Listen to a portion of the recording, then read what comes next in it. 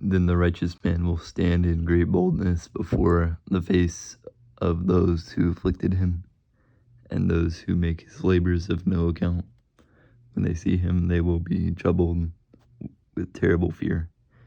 They will be amazed at the marvel of salvation. They'll speak among themselves, repenting for the distress of spirit. They will groan, "This was he whom we used to hold in derision as a parable of a reproach. We fools considered his life madness, and his end without honor. How was he counted among sons of God? How is he lost among saints? Truly, we went astray from the way of truth. The light of righteousness didn't shine for us.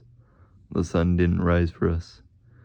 We took our fill of the paths of lawlessness and destruction. We traveled through trackless deserts, but we didn't know the Lord's way. What did our arrogance profit us?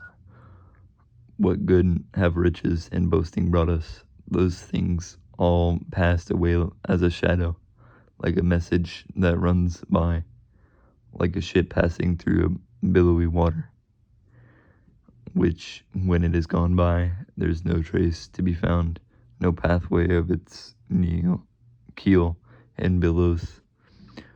Or it is like when a bird flies through the air, no evidence of its passage is found, but the light wind lashed with the stroke of pinions and torn apart with the violent rush of its moving wings is passed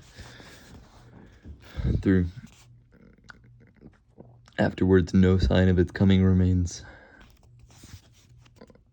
Or it is like when an arrow is shot at a mark and parted air closes up again immediately, so that men don't know where it passed through. So we also, as soon as we were born, ceased to be, and we had no sign of virtue to show, but we were utterly consumed in our wickedness, because the hope of the ungodly man is like a shaft carried by the wind, and as foam vanishing before a tempest, and is scattered like smoke in the wind, and passes by as the remembrance of a guest that waits but a day. The righteous live forever. Their reward is in the Lord, and the care for them with the Most High.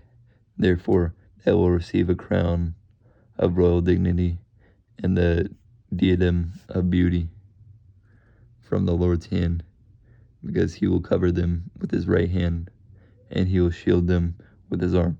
He will take his jealousy as complete armor, and will make the whole complete armor, or creation, his weapons to punish his enemies. He will put on the righteousness as a breastplate and wear impartial judgment as a helmet. He who takes holiness as an invincible shield. He will sharpen stern wrath for a sword, and the world will go with him to fight against his friends' foes. Shafts of lightning will fly with true aim, and will leap to the mark from the clouds, as from a well-drawn bow. Hailstones full of wrath will be hurled from an engine of war. The water of the sea will be angered against them. Rivers will certainly overwhelm them. A mighty blast will encounter them. It is a winnow them away like a tempest. So lawlessness will make all the land desolate. Their evil doing will overturn the throne of princes.